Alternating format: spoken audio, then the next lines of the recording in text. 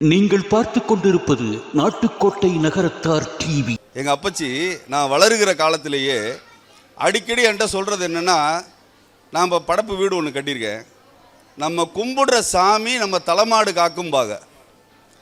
அது என்ன தலைமாடு காக்கும்னா என்னன்னு எனக்கு புரியல ரொம்ப நாளாக. அப்புறம் தான் ஒரு பெரியவங்கள்ட்ட கேட்டப்போ சொன்னாங்க, தலைமாடு காக்குறதுங்கிறனா என்ன தெரியுமாங்க, இப்போ நம்ம ஏதோ ஒரு இடத்துக்கு போயிருப்போம், அந்த இடத்துல நமக்காக ஒரு பெரிய ஆபத்து காத்துக்கிட்டு இருந்திருக்கலாம், அந்த இடத்துலேருந்து ஒரு சின்ன ஃப்ராக்ஷன் ஆஃப் அ செகண்டில் நம்ம தப்பிச்சிருப்போம். நம்மளே யோசித்து பார்த்தா நம்ம லைஃப்பில் நிறைய இன்சிடென்ட்ஸ் அப்படி நடந்திருக்கும். ஒரு சின்ன ஃப்ராக்ஷன் ஆஃப் அ செகண்டில் நம்ம காப்பாற்றப்பட்டிருப்போம், இல்லை நம்ம சரியான முடிவு எடுத்திருப்போம், இல்லை தவறான பாதையில் போனப்போ அப்படியே கையை பிடிச்சி யாரோ ஒருத்தங்க சரியான பாதையில் கொண்டு போய் சேர்த்துருப்பாங்க. அந்த சரியான பாதையில் கொண்டு போய் சேர்த்தது தான் நம்ம குலதெய்வம். அதுதான் குலதெய்வம் தலைமாடு காக்கும்னு சொல்கிறாங்க. காணாமல் போனது எதுவாக இருந்தாலும் கண்டுபிடித்து தருவது சோனையன்னு அண்ணன் சொன்னாங்க. மிகப்பெரிய டிடெக்டிவ் ஏஜென்ட் ஒருத்தர் இந்த உலகத்தில் இருக்காருன்னா அது எங்கள் சோனையன் தான்ப்பா. ஏதாவது காணா போச்சுன்னு சொன்னீங்கன்னா நீங்கள் காசு எடுத்து முடிஞ்சு வைக்கணுமாண்ணே, காசு போடுறேன்னு சொன்னாலே போதும்.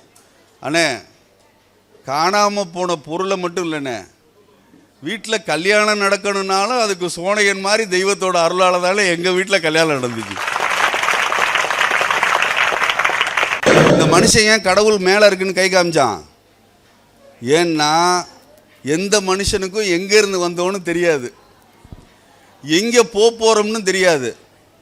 சரி, அவர்கிட்ட போய் யாருப்பா கடவுள் அதுவும் தெரியாது. அதனால் இங்கே நான் பக்கத்தில் இருக்கிறதுல கையை காமிச்சோம்னு வச்சுக்கோங்க, ஆளை காட்டணும் இதுதான் கடவுள்னு. அதனால் என்ன பண்ணிட்டேன், இல்லாத இடத்துல இப்படி கையை காமிச்சிட்டேன், கடவுள் மேலே இருக்கார் மேலே பார்த்துக்கன்னு. மேலே பார்க்கிற பொழுது எது ஒரு முடிவே இல்லைங்களா, எது ஸ்டார்டிங் எது என்னன்னே தெரியலையா, சரி கடவுள் நம்மளை மேலே இருந்து காப்பாற்றுவார் என்று நம்பிக்கை எல்லோரும் மனதிலும் விதைக்கப்பட்டது. இப்போலாம் உலகத்தில் பெரிய பணக்காரன் யார் தெரியுமா சார்? பில்கேட்ஸ் கிடையாது சார், எலான் மஸ்க் கிடையாது, ஸ்டீவ் ஜாப்ஸ் கிடையாதுங்க. யார் தெரியுமா பெரிய பணக்காரர்? எந்த மனிதனுக்கு உடலில் வியாதி இல்லாமல் மாத்திரை சாப்பிடாமல் இருக்கிறானோ அவன்தான் இந்த உலகத்திலே மிகப்பெரிய பணக்காரர். வைர நகைகளின் வியாபார சாம்ராஜ்யம் KNC diamonds. Carat and carat, Arimalam Muthu Kannan, Ranganayaki Kannan. ஆன்மீக ஆனந்தம் தரும் சிவம் திருநீர் அணிந்து சிந்தை குளிர்வீர். உங்கள் வாழ்வு சிறக்க சிவம் திருநீர் அணிவீர். நான் நினைத்தது முத்துமாணிக்கம் அவர்களைத்தான். அவருடைய பேச்சு இப்போ ரொம்ப சில காலமாக யூடியூப் எல்லாத்துலேயும் ரொம்ப பிரமாதமாக வந்துக்கிட்டு இருக்கு. அவங்கள நம்ம கோயிலுக்கு கூப்பிடணும் அப்படின்னு நினச்சி ஃபோனில் சொன்னேன், அண்ணே நீங்கள் வர வேண்டாம், நீங்கள் இருக்கிறதுக்கு நான் வரேன் அப்படின்னாங்க. இல்லை அது மரியாதை இல்லைன்னு சொல்லி அவங்கள போய் நான் எல்லாம் சொல்லி அழைச்சிட்டு வந்தேன். அவங்க ஸ்பீச் பல நகரத்தார் டிவி எல்லாத்துலேயும் வந்துக்கிட்டு இருக்கு. அதனால் இன்றைக்கி எல்லா வேலையும் ஒதுக்கி வச்சுட்டு நமக்காக வந்த அவர்களுக்கு நம்முடைய சார்பாக மிகுந்த மனம் நிறைந்த நன்றிகளையும் மரியாதையும் தெரிவித்துக் கொள்கின்றோம். அவங்க அவங்க அப்பா ஆரம்பித்தது அண்ணாமலை பிரிண்டர்ஸ். அந்த காலத்தில் அண்ணாமலை பிரிண்டர்ஸ் இல்லாமல் யாரும் திருமண பத்திரிகையை அடிக்க முடியாது, அந்த அளவுக்கு ஒரு ஃபேமஸான புகழ் அண்ணாமலை பிரிண்டர்ஸ். இன்றும் அவர்கள் அண்ணாமலை பேப்பர் ஸ்டோர் என்ற நிறுவனத்தை நடத்தி அதை மிகச்சிறந்த முறையில் நடத்தி வருகின்றார்கள். தமிழ்நாடு பேப்பர் வணிகர் அசோசியேஷன் தலைவர், ரோட்டரி சங்க தலைவர் மற்றும் இன்னும் பல அமைப்புகளில் அவங்க தலைவராக இருக்காங்க. அதனால் அவங்க இன்றைக்கி நம்முடைய அழைப்பை ஏற்றுங்க வந்ததுக்கு உங்கள் எல்லார் சார்பாகவும் நன்றிகளை கூறி அவர்களை வருக வருக என்று வரவேற்கின்றேன். அனைவரும் அவருடைய பேச்சை கேட்டு சில கருத்துக்களை நீங்கள் எடுத்து செல்ல வேண்டும். ஏன்னா நம்ம இந்த ஒவ்வொரு வருஷமும் நம்ம நடத்துகிற படப்பில் அவங்க என்ன சொல்கிறாங்களோ அதில் ஒரு சில கருத்துக்களையாவது நீங்கள் எடுத்து சென்று அதுபடி ஃபாலோ பண்ண வேண்டும் என்று கேட்டுக்கொள்கின்றேன். நம்ம ராமசாமி அவர்கள் ஏதோ சில வார்த்தைகள்லாம் சொல்லணும்னு சொன்னாங்க, அவங்களையும் இந்த நேரத்தில் இந்த வாழ்த்துக்களை சொல்ல கேட்டுக்கொள்கிறேன். அடுத்ததாக உலகம்பட்டியிலேருந்து செட்டிநாடு நகரத்தார் முத்துராமன் அவர்கள் முந்தா நாள் அழைப்பு கொடுத்தேன், நீங்கள் கொஞ்சம் அவசியம் வந்துருங்கன்னு. அதே மாதிரி அவங்களும் வந்துட்டாங்க. ரெண்டாவது அவங்க முத்துமாணிக்கம் எங்கே பேசினாலும் போய் அதை கவர் பண்ணுறது அவங்க வேலை, கவர் பண்ணிடுவாங்க. அதனால் நானும் அழைப்பு கொடுத்தேன், அதை ஏற்று அவங்களும் வந்துட்டாங்க. அவங்களுக்கு என்னுடைய நன்றிகளை தெரிவித்துக் கொள்கின்றேன். இங்கு குழுமியிருக்கும் நகரத்தார் பெருமக்கள், நகரத்தார் ஆட்சிமார்கள் குழந்தைகள் மற்றும் இதை சுற்றியுள்ள நாட்டார் நகர் அனைவரையும் அன்போடு வரவேற்று வணங்கி என்னுடைய சிறிய உரையை, இங்கே பெரிய உரை நிகழ்த்த பெரிய பேச்சாளர் வந்திருக்காங்க, நான் ஒரு 2 நிமிஷம் உங்களோட இந்த குடும்பத்தினுடைய செயல்பாடு பற்றி ஒரு 2 வார்த்தைகள் பேச விரும்பினேன். அது அவங்கள்ட்ட அனுமதி கேட்டேன், அவங்க அந்த அனுமதி கொடுத்தார்கள். வாய்ப்புக்கு நன்றி. இப்போது இந்த செக்ஷன் குடும்பத்தார் இந்த வழிபாட்டை நடத்துகிறாங்க. இப்போ நம்ம எல்லோருமே சோனையனை கும்பிடுறோம். சோனையனை குலதெய்வமாக கும்பிடும் நகரத்தார்கள் தான் நிறைய பேர். அப்புறம் அவங்களுடைய கெஸ்ட் வந்திருக்காங்க, விருந்தாடிகள் எல்லாம். அப்படி இருக்கும் பொழுது இந்த சோனையனை நமது குடும்பத்தார் மட்டும் நம்ம மகன் இப்படி கும்பிட்டு போகிறது உண்டு. ஆனால் இவங்கள் ஒரு வித்தியாசமாக இந்த செக்ஷன் வகைரா, அதாவது ஒரு ஐயா, அவங்களுக்கு 4 பையங்க, அவங்களுடைய வாரிசுதாரர்கள் இப்போது அது நான் விசாரிச்சளவு 32 புள்ளிகள் அல்லது அதற்கு அதிகமாகவும் இருக்கலாம். அவர்களுடைய இணைந்த பங்காளிகள் ஒரு குரூப், அவங்களும் சேர்ந்து ஒரு 50 புள்ளியிலிருந்து 55 புள்ளி இந்த விழாவை நடத்துவதாக தெரிகிறது. இதில் என்னன்னு கேட்டிங்கன்னா ஒற்றுமை. இப்போது அந்த செக்ஷன் குடும்பத்தாரெல்லாம் அணிந்திருக்க உடையை பாருங்கள், ஒரே விதமான சட்டை வேஷ்டி. அந்த குடும்பத்திலே அந்த வேற்றுமை இல்லாமல் பழகுகிறார்கள். இதனால் அந்த குடும்பத்திலே சண்டைகள் வருவதற்கு வாய்ப்பே குறைவாகிவிடும். இணைந்து செயல்பட்டால் எல்லா காரியங்களும் மிக சிறப்பாக நடக்கும் என்பதற்கு இந்த செக்ஷன் வழிபாடு சோனையன் கோயிலுடைய விழா முக்கியமானதாக நான் கருதுகிறேன். அதை அனைவரும் ஏற்றுக்கொள்வீர்கள் என்றும் நம்புகின்றேன். ஏன்னா பழைய காலத்துல எல்லாம் ஐயாக்க வீடுகளில் வீட்டுக்குள்ளே ஒரே குடும்பமாக வாழும்போது சின்ன சின்ன பிரச்சனைகளில் சண்டைகள் வரும். இப்பொழுது பார்த்தீர்களானால் இவ்வளவு பேரும் எங்கெங்கேயோ வெளியூர்களில் இருந்தாலும் ஒன்று கூடி இவ்வளவு பெரிய அமைப்புக்கு அவர்கள் வணங்குவதோடு அவர்களை சேர்ந்தவர்களையும் வணங்க வைக்கிறார்கள். இறைவனை வணங்குவதை பெரிய செயலை விட அந்த இறைவனை வணங்க வைப்பது தான் மிக அருமையான பக்தி என்று எல்லோரும் ஏற்றுக்கொண்டதால் தான் தைப்பூச பாத யாத்திரையே இவ்வளவு சிறப்பாக நடக்கிறது. இந்த இடத்துல ஒன்று குறிப்பிட விரும்புகின்றேன். இப்போ இங்கே சிறப்புரையாற்ற வந்திருக்கும் முத்துமாணிக்கம் அவர்கள் அப்பா காலத்தில், ஒரு தாத்தா காலத்தில் தான் தெரியல, அப்பா காலத்திலிருந்து அந்த வேல் இருக்கும் கோவிலுக்கு அருகாமையில் இவர்களுடைய வீடு உள்ளது. அந்த வேலை கும்பிட்டு விட்டு தான் அனைவரும் பாத யாத்திரை செல்ல தொடங்குகிறார்கள். அந்த வேலை கும்பிட்டு வரும்பொழுது இவர்கள் வீட்டை தாண்டி வருவதனால் இவர்கள் அந்த வேல் புறப்படும் 3 வேளைகளும் அந்த பாத யாத்திரை பக்தர்களுக்கு மிக சிறப்பாக உணவளித்து செயல்பட்டு கொண்டிருக்கிறார்கள். அதற்காகத்தான் இப்போ 27ஆம் தேதி அந்த வேல் புறப்படுகிறது. அனைவரும் எங்கள் ஊருக்கு அவர்களுடைய இல்லத்திற்கும் அந்த உணவளித்து இறைவனை வணங்கிவிட்டு உணவளித்து செல்லுமாறு கேட்டுக்கொள்கின்றோம். இவ்வளவு சிறப்பு வாய்ந்த மேலைச்சூரியிலிருந்து முத்துமாணிக்கண்ணன் பேச வந்திருக்கிறார்கள். அதனால் நான் குறிப்பிட வந்ததே இந்த குடும்பத்தின் ஒற்றுமை. இந்த ஒற்றுமை நமது நகரத்தார் குடும்பம் அனைத்திலும் ஏற்பட்டால் இன்னும் சிறப்படைவோம். உலகத்திலேயே நாம் மிக குறைந்த அளவு எண்ணிக்கையில் இருந்தாலும் நமது ஒற்றுமை, நியாயம், நேர்மை இவைதான் நமது நகரத்தாரை உயர்த்தி கொண்டிருக்கிறது. வாய்ப்புக்கு நன்றி. அடுத்தது சிறப்புரையாற்ற வந்திருக்கும் முத்துமாணிக்கண்ணன் அவர்கள் அன்போடு பேச அழைக்கின்றேன். அன்பினும் இனிய நகரத்தார் பெருமக்கள் அத்தனை பேரையும் இந்த அற்புதமான சந்தர்ப்பத்தில் சந்திப்பதில் பேருவகையும் பெருமகிழ்ச்சியும் கொள்கிறேன். நகரத்தார் சமூகம் என்பது ஒரு திருக்குறளிலே வள்ளுவர் சொல்லியிருப்பதைப் போல் ஒழுக்கம் விழுப்பம் தரலான், ஒழுக்கம் உயிரினும் ஓம்பப்படும் என்று சொல்வார். ஒழுக்கத்தை, செல்ஃப் டிசிப்ளினை உயிரை விட அதிகமாக மதித்ததினால்தான் இவ்வளவு சிறிய சமூகமாக இருந்தாலும் இந்த சமூகம் இந்தியாவில் குறிப்பிடத்தக்க ஒரு சமூகமாக இருக்கிறது என்று சொன்னால் அது மிகையாகாது. இந்த நகரத்தார் சமூகத்தை காத்து நிற்பது இது மாதிரி குலதெய்வங்கள் தான் சார். இந்த குலதெய்வங்களுக்காக நாம் படைப்பு வீடு என்று ஒவ்வொரு வீட்டிலையும் வச்சிருக்கிறோம் இல்லைங்களா? இந்த படைப்பு வீடு என்கிறது எல்லா சமூகங்களிலும் இல்லை. நம் முன்னோர்களிலே வாழ்ந்தவர்களை நாம் தொடர்ந்து வழிபட்டு கொண்டிருக்கிறோம். அதற்கு பிறகு இறந்தவர்களெல்லாம் அவர்களுக்குள் அடக்கம் என்பதாக அந்த படைக்கிற வீட்டில் எந்த சாமியை வச்சு கும்பிடுறோமோ அந்த சாமிக்கு தொடர்ந்து படைத்து இந்த சமூகம் வளர்ந்து கொண்டே இருக்கிறது. ஒரு காலத்தில் நம்ம நாட்டில் 3 விஷயத்தை விற்கக்கூடாதுங்க. ஒன்று உணவை விற்கக்கூடாது, இன்னொன்று மருந்து விற்கக்கூடாது, இன்னொன்று கல்வியை விற்கக்கூடாது. உணவு, மருந்து, கல்வி, இது 3 விற்கக்கூடாது. சாப்பாடு விற்கக்கூடாதுங்க, மெடிசன் விற்கக்கூடாது, எஜுகேஷன் விற்கக்கூடாது. ஆனால் இன்றைக்கு தடிக்கு விழுந்தா ஹோட்டல் இருக்குது, அடுத்து ஒரு பிரியாணி கடை இருக்குது. பிரியாணி கடையில் சாப்பிட்ட உடனே பக்கத்திலே ஒரு மருந்து கடை இருக்குது. மருந்து கடையில் சாப்பிட்டதும் சரிக்கலைன்னா பக்கத்திலே ஒரு ஹாஸ்பிட்டல் இருக்குது. நம்ம போய் படுத்தோம்னா டாக்டர் நம்மளை நல்லா கவனிச்சுக்குவார்.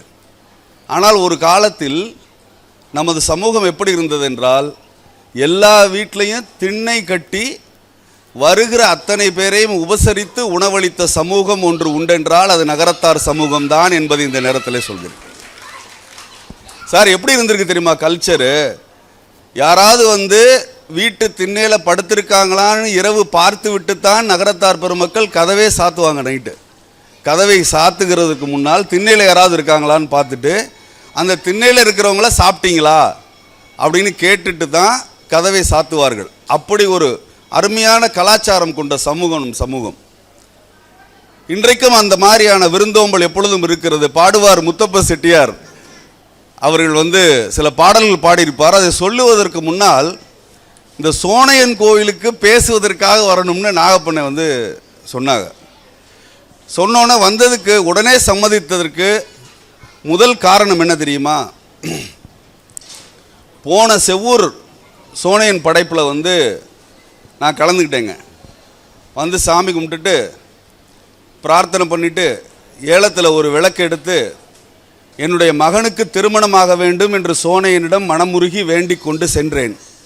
என் மகனுக்கு டிசம்பர் 8ஆம் தேதி திருமணம் முடிந்து விட்டதுங்க. ஒரு சோனையன் கோயில் படைப்பில் லட்சக்கணக்கான ரூபாய்க்கு பொருட்கள் ஏலம் போகுதுன்னா பிரார்த்தனைகள் பலிக்குதுங்க. இங்கே இந்த சன்னதியில் வைக்கக்கூடிய பிரார்த்தனைகள் பலிக்கிறது. அதை நம்ம அடுத்த தலைமுறைக்கு எடுத்து சொல்ல வேண்டிய அவசியம் நமக்கு இருக்கிறது. இந்த படைப்பு வீடு என்பது கூட்டு குடும்பமாக நாம் எல்லோரும் வாழ வேண்டும்ங்கிறதுக்கான அடையாளங்க. எல்லாரும் ஒரே கலரில் செக்ஷன் வகைராலாம் ஒரே கலரில் ட்ரெஸ் போட்டிருக்கீங்க, பார்க்குறதுக்கே ரொம்ப நல்லா இருக்குது. இந்த பாடுவார் முத்தப்ப செட்டியார் செவ்வூரில் படைப்பு கோயில்னோன்னே எவ்வூர் போனாலும் செவ்வூர் போகாதே அப்படின்னு சொல்லி ஒரு பாட்டு அவர் பாடிட்டார். என்னென்னா இந்த சொன்னேன்லைங்க, சாப்பாடு விற்கக்கூடாது, மருந்து விற்கக்கூடாது அப்படிங்கிறதுனால தான் அந்த காலத்தில் திண்ணைகள் எல்லாரும் ஹோட்டல்ஸ் கிடையாது. அதனால் போகிற வழியில் தான் சாப்பிடுவாங்க போல இருக்குது. முத்தப்ப செட்டியார் நேமங்கோயில் தான் எங்கள் பங்காளி போல இருக்குது, கொஞ்சம் கோவக்காரரு. அதனால் போகிற இடத்துல அவங்க சரியாக உபசரிக்கலை செவ்வூரில். அதனால் என்ன சொல்லிட்டாங்க, என்ன பாடிட்டாங்க, எவ்வூர் சென்றாலும் செவ்வூர் செல்லாதே, அவங்க பசியோடு இருப்பவர்களை பார்ப்பார்கள் ஆனால் பசிக்கு உணவளிக்க மாட்டார்கள்ங்கிற மாதிரி ஒரு பாட்டு பாடிட்டாங்க. செவ்வூர் மக்கள்லாம் பதைத்து ஐயா அப்படி பாடிடாதீங்க, ஏன்னா அவங்களுக்கு அருட்கவின்னு ஒரு பேர் உண்டுங்க. அருட்கவினா என்னன்னாக்கா அவங்க பாடுவது பலிக்கும். அப்போ நல்ல எண்ணங்கள் கொண்ட பிறருக்கு தீங்கு நினைக்காத மனிதர்கள் அதிகம் இருந்ததினால் அவர்களுக்கு தெய்வத்தோட நேரடி தொடர்பு இருந்தது. பிறருக்கு தீங்கு நினைக்காத மனிதர்கள் இப்போ குழந்தைகளுக்கு தெய்வத்தோட தொடர்பு இருக்குங்க. எப்போ அந்த தொடர்பு கட்டாகுது? ஒரு குழந்தை பிறந்தோன்னே நீங்கள் பார்த்தீங்கன்னா அதோட உச்சந்தலையில் ஒரு சின்ன சாஃப்டான ஒரு பிளேஸ் இருக்கும். அந்த பிளேஸ் தான், அந்த சின்ன ஸ்பாட்டு தான் ஏரியல்னு சொல்கிறாங்க. கடவுளுக்கும் அந்த குழந்தைக்குமான தொடர்பு அந்த உச்சந்தலையில் இருக்கிற அந்த சாஃப்ட் ஸ்பாட்டுங்கிறாங்க. அந்த இடத்தை மறைக்க மறைக்க மறைக்க கடவுளுக்கும் அந்த குழந்தைக்குமான தொடர்பு. ஏன்னா அப்போ பேச ஆரம்பித்தோன்னே ஒன்று அப்பாவை திட்டு, இல்லாட்டி அம்மாவை திட்டு, இல்லை அப்பா திட்டுவாங்க அம்மா திட்டுவாங்க. கொஞ்சம் கொஞ்சமாக இறைவனுக்கும் அந்த குழந்தைக்குமான தொடர்பு கட்டாயம்னு சொல்கிறாங்க. அந்த காலத்தில் பாடுவார் முத்தப்ப செட்டியாருக்கு மழை பெய்யும்னா பெய்யும், பெய்யக்கூடாதுன்னா பெய்யக்கூடாதுன்னு சொல்லக்கூடிய அளவுக்கு சக்தி இருந்திருக்கிறது. அப்புறம் தான் அவங்க செவ்வூர்காரங்களாம் சொன்னோன்னா இல்லை செவ்வூரை பற்றி நான் மாற்றி பாடுகிறேன்னு சொல்லிட்டு அதே பாடலை வந்து அவங்க பசி நோக்குவார்கள். ஏன்னா தமிழில் வந்து ஒரு வார்த்தையை ஒரு எழுத்தை மாற்றினாலே அர்த்தம் மாறிடும் இல்லையா, அது மாதிரி மாற்றி பாடியதாக வரலாறு சொல்கிறது. இப்போ இந்த சுய ஒழுக்கம் பற்றி சொன்னேன். தலைமாடு காப்பது, எங்கள் அப்பச்சி அடிக்கடி நான் வளர்கிற காலத்திலேயே அடிக்கடி சொல்கிற ஒரு வாசகம் என்ன நான் பண்ணேன், எங்கள் அப்பச்சி நான் வளருகிற காலத்திலேயே அடிக்கடி என்கிட்ட சொல்கிறது என்னென்னா, நாம் படப்பு வீடு ஒன்று கட்டியிருக்கேன், நம்ம கும்பிடுற சாமி நம்ம தலைமாடு காக்கும்பாங்க. அது என்ன தலைமாடு காக்கும்னா என்னன்னு எனக்கு புரியல ரொம்ப நாளாக. அப்புறம் தான் ஒரு பெரியவங்கள்ட்ட கேட்டப்போ சொன்னாங்க, தலைமாடு காக்கிறதுங்கிறனா என்ன தெரியுமாங்க, இப்போ நம்ம ஏதோ ஒரு இடத்துக்கு போயிருப்போம், அந்த இடத்துல நமக்காக ஒரு பெரிய ஆபத்து காத்துக்கிட்டு இருந்திருக்கலாம், அந்த இடத்துல இருந்து ஒரு சின்ன ஃப்ராக்ஷன் ஆஃப் அ செகண்டில் நம்ம தப்பிச்சிருப்போம். நம்மளே யோசித்து பார்த்தா நம்ம லைஃப்பில் நிறைய இன்சிடென்ட்ஸ் அப்படி நடந்திருக்கும். ஒரு சின்ன ஃப்ராக்ஷன் ஆஃப் அ செகண்டில் நம்ம காப்பாற்றப்பட்டிருப்போம், இல்லை நம்ம சரியான முடிவு எடுத்திருப்போம், இல்லை தவறான பாதையில் போனப்போ அப்படியே கையை பிடிச்சி யாரோ ஒருத்தங்க சரியான பாதையில் கொண்டு போய் சேர்த்துருப்பாங்க. அந்த சரியான பாதையில் கொண்டு போய் சேர்த்தது தான் நம்ம குலதெய்வம். அதுதான் குலதெய்வம் தலைமாடு காக்கும்னு சொல்கிறாங்க. கண்ணதாசன் அர்த்தமுள்ள இந்து மதத்தில் ஒரு செய்தியை சொல்கிறாருங்க.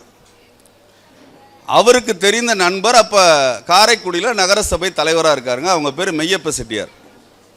இந்த மெய்யப்ப செட்டியார் வந்து சென்னைக்கு பயணம் போகணுன்னு நைட்டு கார் எடுத்துகிட்டு கிளம்புறாரு. நைட்டு கிளம்புகிற பொழுது டிரைவர் சொல்கிறாரு, அண்ணே காலையில் போய்க்கலாம்ண்ணே, இப்போ வேணாம்னேன்னு. அதெல்லாம் முடியாது, இப்போ உடனே போயாகணும். அண்ணே வேணாமண்ணே காலையில் போய்க்கலாண்ணே. இல்லைப்பா கிளம்பணுங்கிறப்ப மேலே அப்போல்லாம் அந்த ஃபியட் கார் மேலே வந்து வச்சு கட்டுவாங்க இல்லையா, அதை கட்டுற பொழுது படுக்க கீழே விழுது, பெட்டு கீழே விழுது.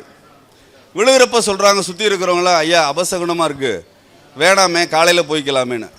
இல்லை டிரைவர் வேணும்னே பண்ணுறேன், அவன் நைட்டு ஓட்டுறதுக்கு சோம்பேறித்தனப்பட்டுக்கிட்டு வேணும்னே பண்ணுறான்ட்டு இவங்க அதை மல்லு கட்டி ஏற்றி கட்ட வச்சு வண்டி போகிற பொழுது அந்த ஃபியட் பெரம்பலூர் அருகில் ஒரு விபத்து நேர்ந்து மெய்யப்ப செட்டியார் அவர்கள் இறந்து போகிறார்.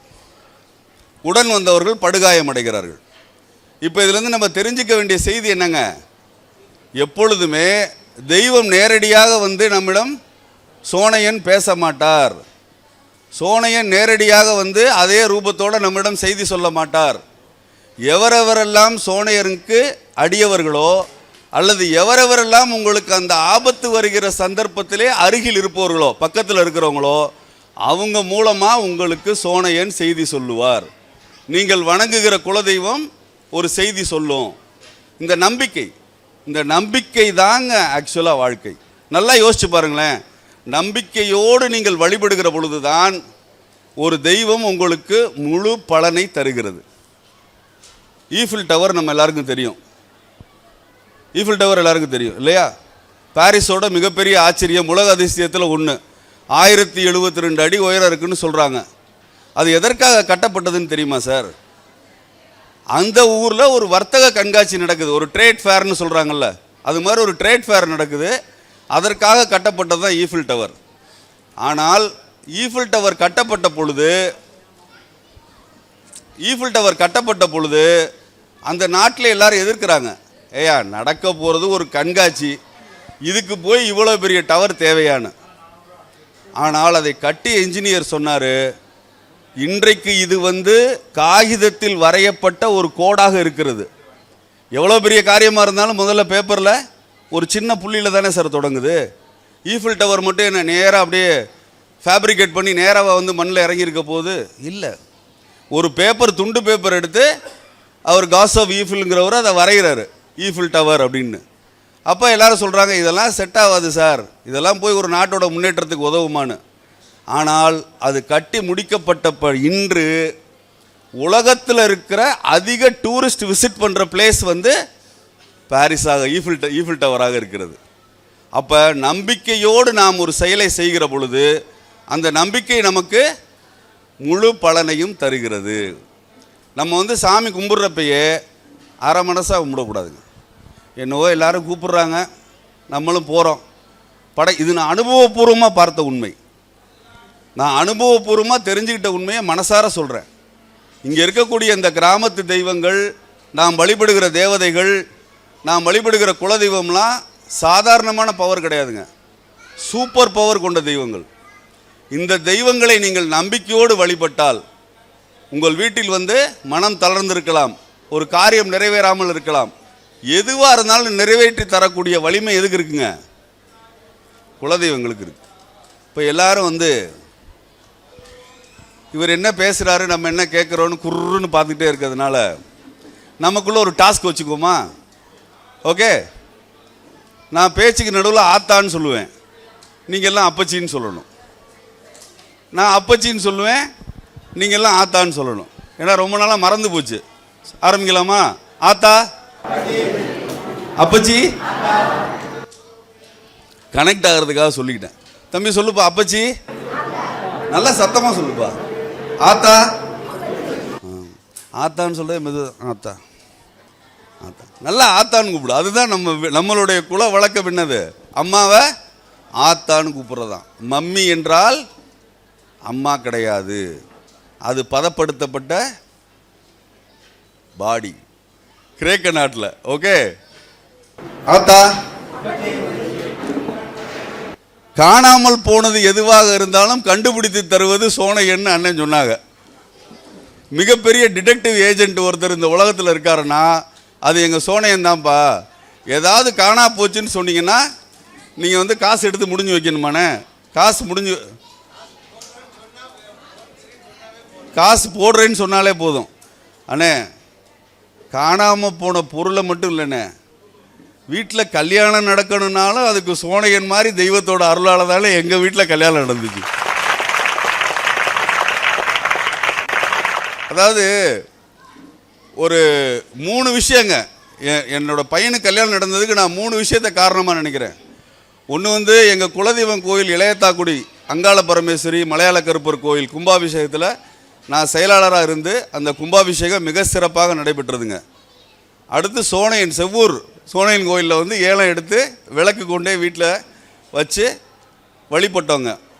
3வது போன வருஷம் எங்கள் ஊர் சிவன் கோயில் காரியத்தனம் பார்த்தேங்க. அப்போ கொஞ்சம் நினச்சி பாருங்களேன், கிட்டத்தட்ட ஒரு 3-4 வருஷமாக தீராத ஒரு மன உளைச்சல்.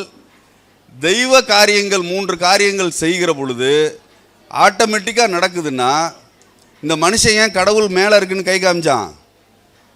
ஏன்னா எந்த மனுஷனுக்கும் எங்கேருந்து வந்தோன்னு தெரியாது, எங்கே போகிறோம்னு தெரியாது.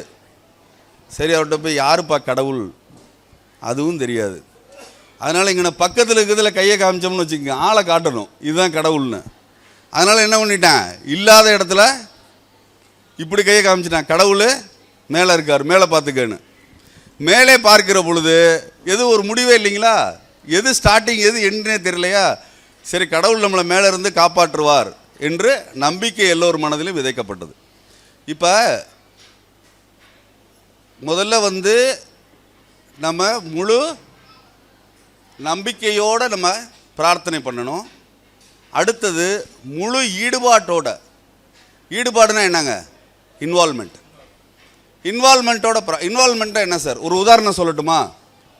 ஒரு பெரிய பணக்காரருங்க, அந்த பணக்காரர் ஒரு தோட்டம் வச்சுருந்தார். அந்த தோட்டத்தில் அவர் மாஞ்சு கார்டனிங் பண்ணுறாருங்க, தண்ணி விடுறாரு. ஆனால் பெருசாக ஒன்றும் அவருக்கு ஃப்ளரிஷிங்காக வரல. அந்த கார்டன் அவர் எதிர்பார்த்த மாதிரி திருப்தியாக வரல, பயங்கர சோகம் இருக்குது. பக்கத்திலே ஒரு மாநகராட்சி பூங்கா, ஒரு அரசு பூங்கா இருக்குது. அங்கே பார்த்தாங்க பயங்கர ஃப்ளரிஷிங்காக இருக்குது, சூப்பராக இருக்குது, பார்த்தாலே ஒரு நந்தவனம் மாதிரி இருக்குது. அவர் என்ன யோசித்தார், சரி இந்த தோட்டக்காரர் தான் இதுக்கெல்லாம் காரணம்னு சொல்லிட்டு அந்த தோட்டக்காரரை என்கிட்ட வேலைக்கு வரியாப்பான்னு கேட்டார். பெரிய தனவந்தர் கூப்பிட்றாரு, எக்ஸ்ட்ரா சம்பளம் தர்றேங்கிறாரு. அந்த கார்டனரும் சம்மதிச்சிட்டாரு, வந்துட்டார். வந்ததற்கு பிறகு இவர் தோட்டத்தில் அவர் இதே மாதிரி கார்டனிங் பண்ணுகிற பொழுது இந்த பணக்காரர் வீட்டு தோட்டமும் பூத்து குலுங்குதுங்க. உடனே இந்த ஓனருக்கு ஒரே ஆச்சரியம். அந்த கார்டனரை கூப்பிட்டார், இங்கே வாப்பா, நானும் தான் மாஞ்சு தண்ணி ஊற்றுறேன், நீனும் அதே மாதிரி தான் தண்ணி ஊற்றுற. நானும் ஆர்கானிக் மேன்யூர் தான் வச்சேன், இயற்கை உரம் தான் வச்சேன், நீனும் இயற்கை உரம் தான் வச்ச.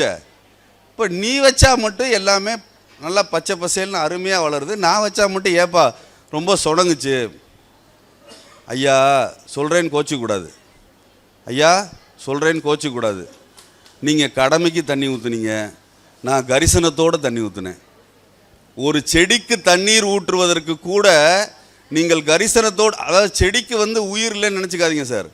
செடிக்கு நம்ம பேசுகிறது புரியலன்னு நினச்சிக்காதீங்க. ஒவ்வொரு பிளான்ட்டும் ஒன்றுக்கு ஒன்று கம்யூனிகேட் பண்ணிக்குதுங்கிறாங்க, ஒன்றோடு ஒன்று தொடர்பு கொள்கிறது. நம்ம அதுக்கிட்ட ஒரு கரிசனத்தோடு தண்ணீர் ஊற்றுகிற பொழுது அதோட விளைச்சல் நல்லா இருக்குது. ஒரு குலதெய்வ வழிபாட்டுக்கு வரும்போது எப்படி வரணுங்க, ஒரு இன்வால்மெண்ட்டோட, ஒரு ஈடுபாடோடு நம்ம அந்த இறைவனை வணங்குவதற்கு வர வேண்டும். ரைட்டா? அடுத்து ஆத்தா, அப்பச்சி, ஒரு பேச்சாளர் பேசினாருங்க. பேசி முடிச்சுட்டு இறங்குறப்ப தான் அவரோட ஃப்ரெண்டு ஓடி வந்தார். நீங்கள் பேசுனதை கேட்கணும்னு நினச்சேன், மிஸ் ஆகிடுச்சு சார், என்ன பேசுனீங்க அப்படின்னு கேட்டார். பேச்சாளர் சொன்னார், நான் எதைன்னு சொல்லட்டும், பேசணுங்கிறதுக்காக எழுதி வச்சுட்டு வந்தேனே அதை சொல்லட்டுமா, மேடையில் வந்ததுக்கப்புறம் தோணுனதெல்லாம் பேசினேனே அதை சொல்லட்டுமா, இல்லை மேடையை விட்டு இறங்கும்போது இப்படியெல்லாம் பேசியிருந்தால் நல்லா இருக்குமே நினச்சேனே அதை சொல்லட்டுமான்னாரு. இன்றைக்கு பல பேருடைய வாழ்க்கை அப்படித்தான் இருக்கிறது. நம்ம வரும்போது மிகப்பெரிய கனவுகளோடு வர்றோம். அந்த பேச்சாளர் மேடை ஏறுறப்ப குறிப்பெடுத்துட்டு வர்ற மாதிரி, என்னைய மாதிரி குறிப்பெடுத்துட்டு வர்ற மாதிரி வர்றாங்க, இதெல்லாம் பேச போகிறோன்ட்டு. வந்ததுக்கப்புறம் என்ன தோணுதோ அதை பேசுகிறாரு. இறங்கி போகிறப்ப வாழ்க்கை முடிவதற்குள் அவர் என்ன நினைக்கிறாரு, சே இப்படிலாம் வாழ்ந்துருக்கலாமே, எல்லாத்தையும் மிஸ் பண்ணிட்டோமே. அதனால தான் கவிஞர் சொன்னார், நினைப்பதெல்லாம் நடந்து விட்டால் தெய்வம் ஏதும் இல்லை, நடந்ததையே நினைத்திருந்தால் அமைதி என்றும் இல்லை. இப்போ என்ன ஞாபகம் வருது, நம்ம வீட்டு பிள்ளைகள்லாம் மாப்பிள்ளை தேடுறதும் நம்ம வீட்டு மாப்பிள்ளைகள்லாம் பொண்ணு தேடுறதும் ஞாபகம் வருது. இவங்க சொல்கிற ஸ்பெசிஃபிகேஷன்லாம் கல்யாணத்துக்கு பொண்ணும் மாப்பிள்ளையும் தேடணும்னா திருச்சி அவுட்டரில் திருப்பட்டூர்னு ஒரு கோயில் இருக்குது, அங்கே பிரம்மா இருக்கார், அவர்கிட்ட போய் சொல்லி ஆர்டர் கொடுத்து தான் செய்யணும். ஆர்டர் கொடுத்து செஞ்சாலும் அது நேராக மணப்பெண்ணாவோ மணமகனாவோ பிறக்காது, சின்ன பிள்ளையா பிறக்கும். அதுக்கு டயப்பர் வாங்கி அதுக்கு ஒரு 2-3 லட்ச ரூபா செலவு பண்ணி படிக்க வைக்கிறதுக்கு ஒரு 2-3 பத்திரத்தை விற்று அதுக்கப்புறம் வளர்த்து கல்யாணம் பண்ணிக்கணும். நினைப்பதெல்லாம் நடந்து விட்டால் தெய்வம் ஏதும் இல்லை, நடந்ததையே நினைத்திருந்தால் அமைதி என்றும் இல்லை. அதனால தான் கண்ணதாசன் சொன்னார், உனக்கு வாழ்க்கையில் விரும்பியது கிடைக்காவிட்டால் கிடைத்ததை விரும்பு, கிடைச்சதை விரும்பலைன்னா வாழ்க்கை நரகமாயிரும். அதனால் நம்ம டைமென்ஷன் ஸ்பெசிஃபிகேஷன்லாம் சொல்கிறத நம்ம சமூகத்தில் விட்டுட்டு நம்மளுக்கு வாச்சது இதுதான். உபனிஷத்தில் ஒரு கதை இருக்குது சார். ஒரு அப்பா ஏதோ சாமியாரை ரோட்டில் போகிறப்ப ஏதோ வம்பிழுத்துட்டார். அந்த சாமியாருக்கு கோபம் வந்துருச்சு. அவர் உடனே குரங்காக மாற கடவுது அப்படின்ட்டார். உடனே இவர் கேட்டிருக்காரு, சார் இப்படி உடனே சொல்லிட்டிங்கன்னா எப்படி சார், ஒரு 15 days 20 days டைம் கொடுங்க சார், வேணா அதுக்கப்புறம் வேணா மாறிக்கிறேன்னு இருக்கார். சரி ஓகே 15 நாள் டைம், 15 நாள் கழித்து குரங்காக மாற கடவுதுன்ட்டார். இவர் வீட்டில் போய் பையன்ட்ட, இப்போ அந்த மாதிரி சொல்லிட்டார் ஒரு முனிவர், குரங்காக மாற கடவுதுன்னு 15 days தான் டைமு, ஆனால் எனக்கு குரங்கா வாழ விருப்பம் இல்லை, அதனால் நீ என்ன பண்ணு, நான் குரங்கா மாறினோன்னே டக்குன்னு என்னை கொன்று, நான் குரங்கா வாழ்கிறதுல எனக்கு விருப்பம் இல்லைன்ட்டார். அப்பா என்னப்பா இப்படி சொல்கிறீங்க, இல்லைப்பா நான் அப்பாவாக இருக்கும்போது தானே உன்னால் கொல்ல முடியாது, நான் தான் குரங்கா மாற போகிறேனே, கொன்றுனார். சரிப்பா உங்கள் விருப்பம். 15 நாள் ஆச்சு, குரங்கா மாறினார். அப்பா குடுகுடுன்னு போயிட்டார். ஓடி போனவர் ஆளே காணோம். அதுக்கப்புறம் பையன் எங்கெங்கே குரங்க பார்த்தாலும் அங்கே நின்று அப்பா அப்பான்னு கூப்பிடுறது, ஒரு குரங்கும் திரும்பி பார்க்கல. அப்புறம் சரி எப்படியாவது கண்டுபிடிச்சி விடுவோம்னு எங்கெங்கே குரங்கு இருக்கோ அங்கெல்லாம் மகன் தேடி போய் குரங்கு இருக்க இடத்துலலாம் மேலே பார்த்தா அப்பா அப்பாங்கிறது. ரொம்ப நாள் கழித்து ஒரு குரங்கு மெதுவாக திரும்பி பார்த்துருக்கு. பார்த்துக்கிட்டே இருந்தோன்னே இவருக்கு அந்த பழைய அந்த இந்த சாங் சிக்னேச்சர் மியூசிக் கொடுப்பான்ல படத்தில், அந்த மாதிரி குடும்ப பாட்டு ஞாபகம் வந்தோன்னே மெதுவாக அந்த குரங்கு இறங்கி வந்திருக்கு. மகனே நல்லா இருக்கியாப்பா, நல்லா இருக்கேன்ப்பா, ஆனால் நீங்கள் குரங்கா மாறணுன்னு உங்களை கொல்ல சொல்லி சொன்னீங்க, எவ்வளோ நாள்ப்பா உங்களை தேடுறது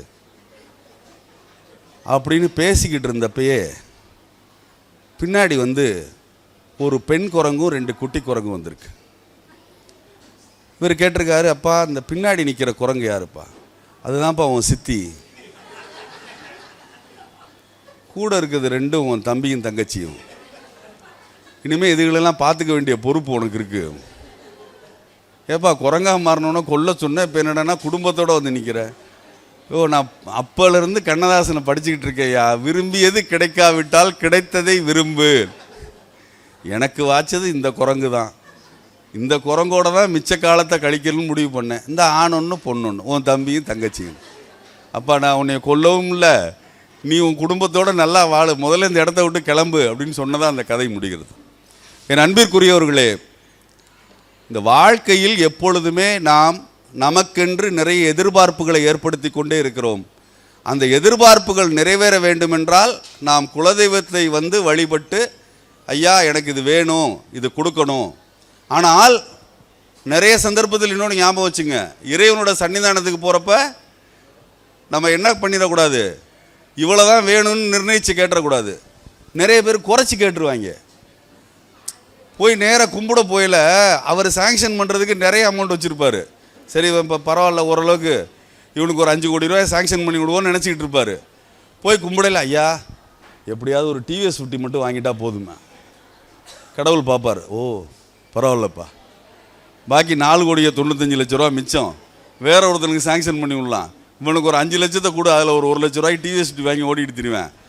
அதனால தான் கடவுள்கிட்ட போகிறப்ப என்ன வேண்டிக்கணும் சார், இறைவா, குலதெய்வமே, சோனையா, எனக்கு இந்த உலகத்தில் உள்ள பங்கில் எவ்வளவு கிடைக்க வேண்டும் என்கிற தகுதி இருக்கிறதோ, என்னோட திறமை இருக்கிறதோ, அந்த தகுதிக்கும் திறமைக்கும் ஏற்றவாறு எனக்கு செல்வத்தையும் அருளையும் உடல் நலத்தையும் மனவளத்தையும் கொடுங்க.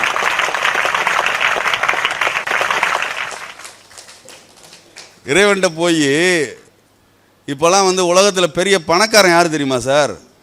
பில்கேட்ஸ் கிடையாது சார், எலான் மஸ்க் கிடையாது, ஸ்டீவ் ஜாப்ஸ் கிடையாதுங்க. யார் தெரியுமா பெரிய பணக்காரர்? எந்த மனிதனுக்கு உடலில் வியாதி இல்லாமல் மாத்திரை சாப்பிடாமல் இருக்கிறானோ அவன்தான் இந்த உலகத்திலே மிகப்பெரிய பணக்காரர். அடுத்து ஆத்தா, அப்பச்சி, கொஞ்சம் ஸ்லாங்கை மாற்றி சொல்லுவோமா? அப்பச்சி, ஆத்தா. திருப்தி வேணும் சார் மனசில். முதல்ல நம்ம எது செஞ்சாலும் மனசில் திருப்தி வேணும். ரொம்ப நாளாக இவங்கெல்லாம் நினச்சிட்டு இருக்காங்க நிறைய பேர், ஆத்தா அப்பச்சின்னு நம்ம கூப்பிட்டு எவ்வளோ நாளாச்சு, ஆத்தாவை ஆத்தான்னு அப்பச்சி அப்பச்சின்னு கூப்பிட்டு எவ்வளோ நாளாச்சு. அப்பச்சி, கொஞ்ச நாள் வெயிட் பண்ணால் பெட்டர் மாடல் கிடைக்குங்கிற ஆதங்கம் எல்லா மனுஷனுக்கும் உண்டு சார். இன்னும் கொஞ்ச நாள் வெயிட் பண்ணியிருந்தால் பெட்டர் மாடல் கிடைக்கும். இது மொபைலில் மட்டும் இல்லைங்க, மொபைலை யோசிப்பான், லேப்டாப்பை யோசிப்பான், வீட்டுக்காரம்மாவை யோசிப்பான். கொஞ்ச நாள் வெயிட் பண்ணியிருந்தோம்னு வச்சுங்களேன், ஒரு நல்ல மாடலாக கிடச்சிருக்கும். எனக்கு வந்து 5 மச்சினிங்க, ஒவ்வொருத்தரும் 120 கிலோ இருப்பாங்க. அதில் வந்து இவங்க பொண்ணு வாங்க போயிலன்னா என்னைய மாமா நீங்களும் துணைக்கு வாங்க அப்படின்னு கூட்டிக்கிட்டு போவாங்க. போகிற இடத்துல ஒரு மச்சினனுக்கு இங்கே அழகுநாச்சியம்மன் கோயிலில் பொண்ணு பார்த்தோம். பொண்ணை பார்த்துட்டு வெளியே வந்தோடனே அங்கே ஒரு டிவிஎஸ் 50 நின்றுச்சு. அதில் தூக்கி ஒரு ரஜினிகாந்த் மாதிரி காலை வச்சுக்கிட்டு, மாமா பொண்ணு கொஞ்சம் பர்சனாலிட்டி சுமாராக தான் இருக்குல்ல, நம்ம எதிர்பார்க்குற அளவுக்கு இல்லை. அவர் மச்சினேன் யார், இந்த 120 கிலோ கண்டினியூட்டிக்காக சொல்கிறேன். ஆத்தா, டிவிஎஸ் 50 காலை தூக்கி வச்சுக்கிட்டு, மாமா நம்ம எதிர்பார்க்குற அளவுக்கு பொண்ணு இல்லை. நான் அந்த டிவிஎஸ் 50க்கு சைடில் பார்க்குறது ஒரு கண்ணாடி இருக்கும் இல்லைங்க, அதை மெதுவாக அவன் பக்கம் திருப்பினேன். என்ன மாமா நான் குனிஞ்சு பாரு அப்படின்னு குனிஞ்சு பார்த்தேன். நான் தான் இதே மாதிரி இந்த மூஞ்சியை பார்த்து அந்த பொண்ணு நினைக்கும், உனக்கு என்ன எதிர்பார்ப்பு இருக்கோ அதே எதிர்பார்ப்பு அங்கேயும் இருக்கும். அதனால் இந்த பொண்ணு தான் அப்படின்னு சொல்லி பேசாமல் கட்டிக்கிடானே, பேசாமல் கட்டிக்கினேன். அடுத்த மச்சினே வந்தேன், மாமா பொண்ணுக்கு தெத்து பல்லு அப்படின்னா, நீ முதல்ல வாயை மூடுன்னு. இவனுக்கு தெத்து பல்லு. அதனால் எப்பொழுதுமே நாம் கிடைப்பதை கொண்டு திருப்தி அடைய வேண்டும் அப்படிங்கிற ஒரு கான்செப்டை ஞாபகம் வச்சுக்கணும். ஓகே, கண்ணதாசன் அழகாக சொன்னார், நிலைமைக்கு மேலே நினைப்பு வந்தால் நிம்மதி இருக்காது, அளவுக்கு மேலே ஆசைகள் வந்தால் உள்ளதும் நிலைக்காது. வரவு எட்டனா செலவு பத்தனான்னு ஒரு பாட்டு கேட்டிருப்பீங்க. அந்த பாட்டில் இந்த வரிகள் வரும். இது புலம்பல் வந்து கல்யாணம் பண்ணி 45 வருஷம் ஆனதும் புலம்புதுன்னு வச்சுக்க. இந்த மாடல் மாற்றணும்ட்டு பேரம்பேத்தியெல்லாம் வந்துருச்சு. பேரன் டாக்டருக்கு படிக்கிறேன், இன்னும் ஆச்சி புலம்புது. அப்பயே எங்கள் அப்பச்சி பார்த்து நல்ல மாப்பிள்ளையாக கட்டியிருக்கலாம். இன்னி 45 வருஷம் கழிச்சு பேரன் டாக்டருக்கு படிச்சுட்டேன், இன்னி நல்ல மாப்பிள்ளையா இன்னி திருப்பி ரிவர்ஸ்லையா போக முடியும் டைம் மிஷினில் ஏறி. இந்த புலம்பல் கிடைப்பதை கொண்டு திருப்தி அடையாத ஒரு புலம்பல். அதுவும் 1980 கிட்ஸில் நிறைய பேர் இந்த மேரேஜ் ஆகாமல் இருக்காங்க பார்த்தீங்களா, அவங்க கதையெல்லாம் பெருங்கதைங்க. இந்த மேட்ரிமோனியில் வந்து அவங்க ஃபோட்டோவை பார்த்துட்டு ஒரு பொண்ணு கேட்டிருக்கு, பையன் பரவாயில்ல இல்லைம்மா எப்படிம்மான்னு. ஆத்தாடி இந்த பையனை கூப்பிட்றாதேன்னு இருக்கேன். ஆத்தா ஏம்மா? இல்லடி இவன் என்னைய பொண்ணு வாக்க வந்தேன், இப்போ உன்னைய பொண்ணு வாக்குறதுக்கு மேட்ரிமோனியில் போட்டிருக்கேன். அவன் 1980 தேடிக்கிட்டு திரியிறேன், இன்னும் அவனுக்கு பொண்ணு அமையல. அதனால இவனை பார்க்காத, இவன் என்னைய பொண்ணு பார்த்தவன் அப்படின்னு. அதாவது சார், ஒரு மனிதன் ரோட்டிலே நடந்து செல்கிறான். நடந்து செல்கிற பொழுது அவனை கிராஸ் பண்ணி ஒரு டிவிஎஸ் 50 போகுது சார். அந்த டிவிஎஸ் 50 பார்த்தவொன்னே அந்த நடந்து போகிறவனுக்கு ஒரு ஆதங்கம். ஏறி உட்காந்து இப்படி திருகுனாலே போகுதில்ல. எனக்கெல்லாம் சின்ன பிள்ளையா இருக்கும்போது அந்த சுவேகான்னு ஒரு வண்டி வந்துச்சு. சுவேகா இப்போ இருக்கவங்க நிறைய பேருக்கு தெரியாது, ஒட்டகச்சிவிங்க மாதிரி இருக்கும் கழுத்து அந்த வண்டிக்கு. அந்த வண்டி வந்து எங்கள் ஊரில் ஒருத்தட்ட இருந்துச்சு. அதை வாங்கி ஒரு ரவுண்டு ஊரணியை சுற்றி ஓட்டுறதுல அவ்வளோ பெரிய சந்தோஷம். நான் நடந்து போகிறவனுக்கு டிவிஎஸ் 50 போகிறவனை பார்த்தோன்னே அப்படி திருவினோன்னே போகுதில்ல, என்ன சூப்பராக இருக்குது. டிவிஎஸ் 50 போகிறவன ஒருத்தன் பைக்கில் கிராஸ் பண்ணி போகிறான். அவனை பார்த்தோன்னே கியர் மாற்றி என்னவா போகிறான். இப்போ இருக்கிற பைக்கெல்லாம் பார்த்துருக்கீங்களா இல்லையா? இவங்க ஒருத்தங்க உட்காந்துட்டு போகிறதுக்குனே பைக்கு செஞ்சுருக்காங்க சார். யூஸ்வலாக அதுக்கு பேர் 2 பேர் ரைட் பண்ணுற வேண்டி தானே, 2 வீலர் தானே. இப்படி செஞ்சுட்டான் சார். பின்னால் உட்காந்துருக்காலாம் பிரேக் அடித்தா ஜம்ப் பண்ணி முன்னாடி குதித்து நடந்து வரும் போல இருக்கு எய்த்தாப்பில். என்னம்மா பின்னாடி உட்காந்துருந்தேன்னா அது குதித்து முன்னாலேருந்து நடந்து வருது. இப்படி வச்சுட்டேன். அவன் இந்த பைக்கில் போகிறவனை பார்த்து டிவிஎஸ் 50 போகிறவன் என்னம்மா போகிறான். இந்த பைக்கில் போகிறவனுக்கு பக்கத்தில் ஒருத்தன் காரில் போகிறான். அவன் போகிறது ஸ்விஃப்ட் டிசையர், இப்போ தொலைஞ்சிச்சில்ல சாவி, அந்த வண்டி. இந்த டிசையரை பார்த்தோன்னே இங்கே பாரு டிசையரில் போகிறான் பாரு, கலரும் வண்டியே ஃப்ளைட்டு மாதிரி பண்ணுறாங்க இப்போல்லாம். அந்த ஏரோடைனாமிக்ஸ்லாம் வச்சு ஃப்ரண்ட்டெல்லாம் அப்படி அழகாக. அப்பா ஸ்விஃப்ட் டிசையரில் போகிறவன் பக்கத்தில் ஒரு ஆடி A6 கிராஸ் ஆகுது. ஆடி A6 பார்த்தோன்னே வாங்கினா லக்ஸரி வெஹிக்கிள் வாங்கினேன் சார். BMW, ஆடி, வோல்ஸ்வேகன், ரோல்ஸ் ராய்ஸு, லம்போகினி, இப்படி தான் சார். அது மாதிரி காரில் போனால் தான். ஆடியில் போயிட்டுருக்காருல அவர் வந்து இந்த ரோட்டு ஓரத்தில் ஒரு சுமை தான் இங்கே கல் இருந்துச்சுங்க. அதில் ஒருத்தன் அசந்து தூங்கிக்கிட்டு இருந்தேன். அவனை பார்த்து இவனை மாதிரி எங்கன படுத்தாலும் நமக்கு தூக்கம் வர மாட்டேங்குது. நம்மளும் தான் ஆடி கார் வச்சுருக்கோம், வீட்டில் ஒரு BMW நிற்கிது. அவன் பாரு என்னம்மா இந்த வேப்ப மரத்தடியில் படுத்து சுமதாங்கி கல்லில் தூங்குறேன். நமக்கு படுத்தா இன்கம் டேக்ஸ்னாங்க, ஜிஎஸ்டி நோட்டீஸ் இப்போ கண்டவாக்கில் விடுறாங்க. அடுத்து இப்போ புதுசாக ஈடின்னு ஒன்று வந்திருக்கு. எவன் வந்து என்னத்தை அள்ளிட்டு போவேன்னு தெரியலை. 10ஆவதுக்கு பவளக்கொடின்னு தங்கம் 1,64,00,000 ரூபா போயிடுச்சு 1 கிலோ. நீ பொம்பளைகளை பூரா நம்ம பொம்பளைகளுக்கு வீட்டில் இருக்கிற மனைவியை பாதுகாக்கிறோமோ இல்லையா, அதுக்கு கழுத்தில் போட்டிருக்க நகையை பாதுகாக்கணும் போல இருக்குது.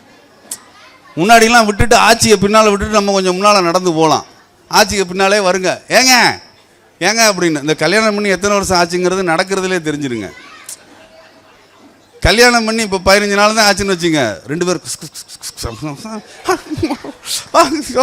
அப்படின்னு 2 கொஞ்சம் பார்த்தீங்கன்னா 1 மாதம் ஆச்சுன்னா 1 அடி தள்ளி போகுங்க. ஒரு 2 வருஷம் ஆச்சுன்னா ஒரு 5 அடி தள்ளி போகும். 10 வருஷம் ஆச்சுன்னா ஆச்சு பின்னால் 15 அடிக்கு பின்னால் ஏன் அப்பச்சி என்ன ஏங்க அப்படின்னு வா வந்து விடு. எங்கே போனாலும் அளக்குடுப்பு என்னால் தாங்க முடியலை. உங்கள் அப்பச்சி ஏன் தலையில் கட்டி வச்சுட்டு அவர் போய் சேர்ந்துட்டாரு, நான் இழுத்துக்குனே தெரிய வேண்டியதாக இருக்குன்னு. அது பின்னால் இருந்துக்கிட்டு உங்களை கட்டி வச்சாங்களா என்னையை கட்டி வச்சாங்களான்னு தெரியல. என்னையை அப்படி வீட்டில் கோணா வீட்டில் கேட்டாங்க, அதையும் விட்டு கொண்டாந்து அப்பச்சி இங்கே கட்டினாங்க. அவங்க பெட்ரோல் பங்கெல்லாம் வச்சுருக்காங்களாம். அம்புட்டு பெட்ரோல் பங்கு கல்யாண மண்டபம்லாம் வச்சுருக்காங்க. இந்தாச்சு இப்படி புலம்பிக்கிட்டே 10 அடி 20 அடி பின்னால் கேப் ஆகிட்டே இருந்தால் கல்யாணம் கேப் ஆகி போயிட்டே இருக்குன்னு அர்த்தங்க. அதாவது ஒரு திருமண வாழ்க்கையில் நம்ம வந்து எவ்வளோ இணைஞ்சு செயல்படுறோங்கிறது கூட நடந்து போகிறதுலே தெரிஞ்சிடும் இல்லையா? என்னோட பங்காளி அண்ணன் ஒருத்தர் இருக்காருங்க. அவருக்கு வந்து படுத்த உடனே தூக்கம் வந்துடும் சார். படுத்த அடுத்த 5-6 நிமிஷம் தூங்கிடுவார். பங்காளி அண்ணனுக்கு என்னங்க, படுத்த உடனே தூக்கம் வந்துடும், 5 நிமிஷத்தில் தூங்கிடுவார். அவங்க ஆத்தா என்ன சொல்லி வளர்த்துருக்கு, தம்பி உன்னை நித்ராதேவி ஆட்கொண்டுருவா, நித்ராதேவி ஆட்கொண்டுருவான்னு சின்ன பிள்ளையிலேருந்து சொல்லி வளர்த்துருக்கு. அது யார் நித்ராதேவின்னு தேடி பார்த்தா அப்படி ஒரு தெய்வம் இருக்குங்க. ஒரு மனிதனுக்கு தூக்கம் கொடுப்பதற்காகவே, நல்ல உறக்கம் என்பது ஒரு மனிதனுடைய ஆகச்சிறந்த மருந்துங்கிறாங்க. அந்த உறக்கத்தை கொடுப்பதற்காகவே ஒரு சாமி இருக்குங்க, அதுக்கு பேர் நித்ராதேவி. இப்போ எங்களை மாதிரி ஆளுகளுக்கெல்லாம், கணவர்களுக்கெல்லாம் நித்ராதேவி வந்து வீட்டில் இருக்கிற மனைவிகள் தான். நீங்கள் ரவையில் வந்து சாப்பிட்டுட்டு சத்த படுப்போம்னு நினைக்கிறப்ப ஏதாவது ஒரு பிரச்சனையை கிளப்புனீங்கன்னா வீட்டுக்குள்ளே வரலாமான்னு நினச்ச நித்ராதேவி அப்படியே யூட்டர்ன் போட்டு தெரிச்சு ஓடி போயிடுவா. விடிய விடிய செட்டியார் முழிச்சுக்கினே படுத்திருப்பார், ஆச்சி தூங்கிடும். ஏன் தெரியுமா சார் ஃபயர் இன்ஜின் ஸ்டேஷனில் லேடிஸை வேலைக்கு சேர்க்கறதில்ல? ஏன்னா லேடிஸ்க்கு பற்ற வைக்க மட்டும்தான் தெரியும், அணைக்க தெரியாது. இதுக வந்து நைட்டு ஒரு பிரச்சனையை கொளுத்தி, அது ஒரு ஆட்சிகள்கிட்டலாம் நான் ஒரு சந்தேகம் கேட்கணும்னு நினச்சேன்.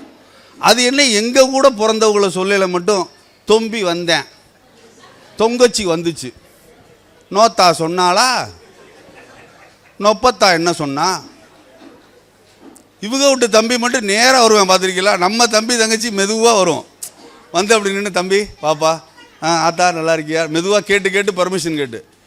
இது மச்சினே வர்றப்ப மட்டும் விறுவிறுவிறு நேராக வருவேன், வந்து நேராக பெட்ரூமை திறந்துனது, ஏமாம்மா மலவாழைப்பழம் இந்த வாட்டி எங்கே வாங்கினீங்க, போன தடவை வாங்கின மாதிரி நல்லா இல்லை.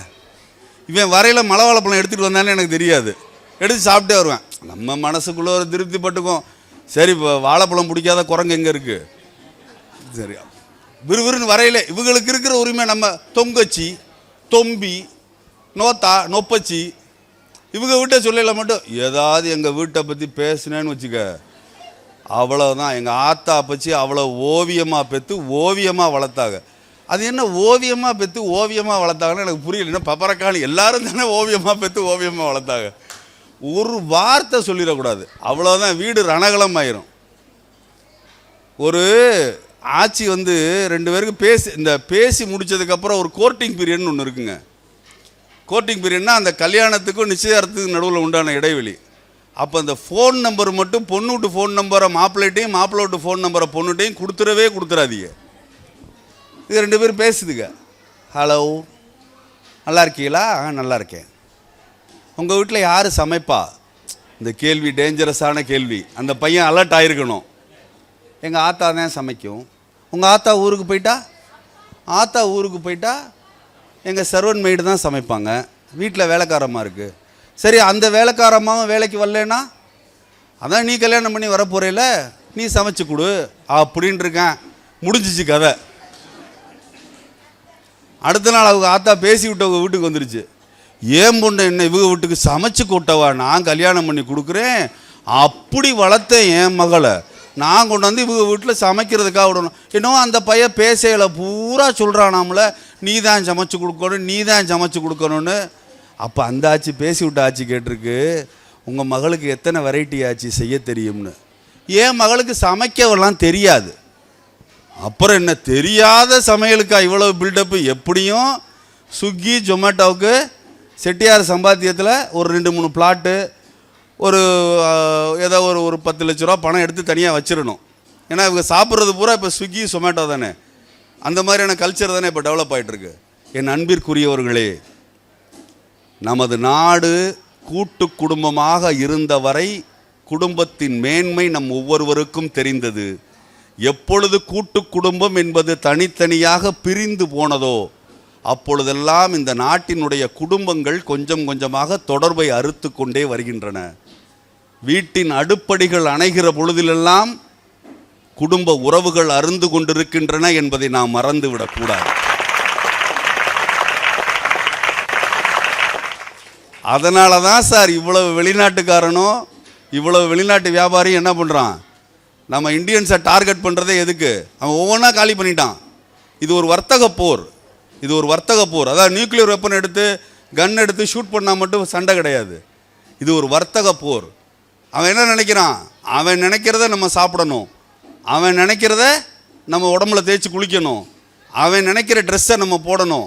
அவன் என்ன விற்கிறானா? சார், கார்ன்ஃப்ளேக்ஸுன்னு ஒரு காலையில் ஒரு உணவு வந்திருக்குல்ல, அந்த உணவை நாம் தொடக்கூட மாட்டோம். சாதாரணமாக நம்ம கொடுத்தோம்னா அதில் சுவை கிடையாது, எந்த விதமான வாசனையும் கிடையாது, சாப்பிட்றதுக்கான ஒரு குவாலிட்டியே கிடையாது. ஆனால் என்ன பண்ணுறாங்க, பெரிய பெரிய செலிப்ரிட்டிஸ் வந்து காலையில் நாங்கள் கார்ன்ஃப்ளேக்ஸ் சாப்பிட்டதுனால தான் கை புடப்பாக இருக்குது, ஆள் நல்லா ஃப்ரேம்லாம் ஸ்ட்ரக்சர்லாம் நல்லாயிருக்கு. காலையில் பிள்ளைகளுக்கு கார்ன்ஃப்ளேக்ஸ் கொடுங்க, பாலில் கலந்து கொடுங்க. அவர்கள் விரும்புவதை நம்மை சாப்பிட வைக்கிறார்கள், நமது வீட்டு அடுப்படிகளை அணைய வைக்கிறார்கள். அமெரிக்காவில் ஒரு 100 வருடங்களுக்கு முன்னால் 90% பேர் கூட்டு குடும்பமாக ஒற்றுமையாக இருந்தார்கள் என்பதை மறந்து விடாதீர்கள். நீங்கள் வேணால் கூகுளில் போய் அமெரிக்காவோட வரலாறை படித்து பாருங்கள். எப்பொழுது அந்த நாட்டில் கிச்சன் ஸ்டவ் ஆஃப் பண்ணாங்களோ அப்போ அந்த நாட்டோட குடும்ப உறவுகள் கட்டு. இன்றைக்கி தேங்க்ஸ் கிவிங் டேன்னு ஒரு டே வச்சுருக்கான் அமெரிக்காவில். அன்னைக்கு ஒரு நாள் பெத்த புள்ள எங்கேயாவது இருந்து அப்பச்சி ஆத்தாவை கூப்பிடும். டேட் அண்ட் மம்மா, சாரி, அப்பச்சி ஆத்தா, இங்கே தான் ஆத்தா அப்பச்சி, ஆத்தா நல்லா தான் சொல்லுங்களேன் அப்பச்சி அப்படின்னு. அப்பச்சி இங்கே தான் அப்பச்சி ஆத்தா, அங்கே dad and mum. Dad and mum, how are you doing? நான் அமெரிக்காவில் 50 ஸ்டேட் இருக்குங்க, 50 ப்ராவின்ஸ் இருக்குது. நான் அந்த ஸ்டேட்டில் இருக்கேன். இத்தனாம் தேதி எனக்கு மேரேஜு. எத்தனாவது மேரேஜுமா? 4வது மேரேஜு. நீங்கள் உங்களுக்கு இஃப் யூ காட் டைம், நீங்கள் உங்களுக்கு டைம் இருந்தால் நீங்கள் வரலாம், you can participate in that. இந்த பர்டிகுலர் சர்ச் அண்ட் சேப்பலில் நடக்குது, நீங்கள் வந்து கலந்துக்கிட்டு தாராளமாக நீங்கள் பார்க்கலாம். You can witness it. பார்க்கலாம், ஒருவேளை சோறு கூட கிடையாது, பார்க்கலாம், யூ கேன் விட்னஸ் இட். இதுதான் இந்த கலாச்சாரம். ஏன் இந்த கலாச்சாரம் வந்தது? தனியாக ஒரு லேடி வந்து 60 வயசுலேயும் 70 வயசுலேயும் ஒரு பூத்தொட்டிக்கு தண்ணி ஊற்றிட்டு இருக்கு அமெரிக்காவில். என்னங்க ஆகும் இந்த லேடிக்கு ஏதாவது ஒன்று ஆச்சுன்னா 4 நாள் கழித்து கதவை திறப்பாங்க. கதவை திறக்கலைன்னா உடச்சி திறப்பாங்க, 911 கூப்பிடுவாங்க, போலீஸ் வரும், உடச்சி திறப்பாங்க, உள்ளே அந்த அம்மாவை தூக்கி கொண்டு வந்து முடிச்சு விடுவாங்க. இதுவா என் அன்பிற்குரியவர்களே வாழ்க்கை? அது வாழ்க்கை அல்ல. இந்த நாடு, இந்த தேசம் எதை குடும்பம் என்றும் எதை வாழ்க்கை என்றும் சொன்னதோ அதுதான் உண்மையான வாழ்க்கை, அதுதான் சிறப்பான வாழ்க்கை. அந்த சிறப்பான வாழ்க்கை வாழ்வதற்குத்தான் இந்த குலதெய்வ கோவில்கள் நமக்கு உபயோகமாக இருக்கிறது. இன்றைக்கி திருமணங்கள் வந்து நிறைய பிள்ளைகளுக்கு நம்ம வீட்டில் பெண்ணாக இருக்கட்டும் பையனாக இருக்கட்டும் நிறைய பேருக்கு திருமணத்திற்காக காத்திருக்கக்கூடிய ஒரு சூழல் இருக்கிறது. நிறைய வரன் தேடுகிறார்கள். நிறைய ஆட்சிகள் செட்டியார்கள் எங்கிட்டே நிறைய பேர் பேசுவாங்க, உங்களுக்கு தெரிஞ்ச இடங்கள் இருந்தால் சொல்லுங்கள், நல்ல இடமா இருந்தால் சொல்லுங்கன்னு. ஆனால் திருமணம் என்பது அதற்குரிய நேரம் வருகிற பொழுது நமது குலதெய்வ வழிபாடு பிரார்த்தனை நமக்கு பலமாக இருந்தால் நிச்சயமாக அது பலனை கொடுக்கும். ஈடுபாட்டோட கான்சன்ட்ரேஷனோட நம்ம வந்து குலதெய்வத்தை வழிபட்டு நம்ம ஏதாவது ஒரு நேர்த்தி கடன், நாங்கள் வந்து கிட்டத்தட்ட என்னுடைய பையனுக்கு திருமணத்திற்காக ஒரு 10-12 இடத்துல நேர்த்தி கடன்கள் செய்வதாக நாங்கள் வந்து வேண்டுதல் பிரார்த்தனை வச்சுட்டு பொறுமையோடு காத்துட்டு இருந்தோங்க. பொறுமையோடு காத்துட்டு இருக்கிறது ரொம்ப முக்கியங்க. அடுத்து முயன்றாலும் ஆகுனாலன்றி எடுத்த கருமங்கள் ஆகா, தொடுத்த உருவத்தால் நீண்ட உயர்மரங்கள் எல்லாம் பருவத்தால் அன்றி பலா. அர்த்தம் என்ன தெரியுமாங்க? அடுத்தடுத்து நீங்கள் முயற்சி செய்தாலும் ஆகுனாலன்றி, அது நடக்கிற நாள் வரையில் எடுத்த கருமங்கள் ஆகா. நீங்கள் எதை எடுக்கிறீர்களோ அந்த காரியங்கள் நிறைவேறாது. எதை தெரியுமா உதாரணமாக சொல்கிறது நாலடியார்? தொடுத்த, நீங்கள் விதைத்து வைத்த உருவத்தால் நீண்ட உயர்மரங்கள் எல்லாம். இவ்வளோ உயரமாக ஒரு மரத்தை பார்க்குறீங்க, ஆத்தாடி எவ்வளோ பெருசாக வளர்ந்துருக்கு. அவ்வளோ பெருசாக வளர்ந்துருந்தாலும் பருவத்தால் அன்றி பலா. அந்த பருவம் வரும் பொழுது தான் அது பழுக்கும், கனிகளை கொடுக்கும். அதனால் திருமணத்திற்காக காத்திருக்கக்கூடிய அத்தனை குடும்பங்களுக்கும், அத்தனை மணமக்களுக்கும், மணமகனாக இருக்கட்டும் மணமகளாக இருக்கட்டும், உங்கள் அத்தனை பேருக்கும் என்னுடைய நெஞ்சார்ந்த பிரார்த்தனைகளை, ஆசீர்வாதத்தை, வாழ்த்துக்களை தெரிவித்துக் கொள்கிறேன். நீங்கள் பொறுமையோடு காத்திருங்கள். சோனையன் நிச்சயமாக வழிவிடுவார். வாய்ப்பிற்கு நன்றி.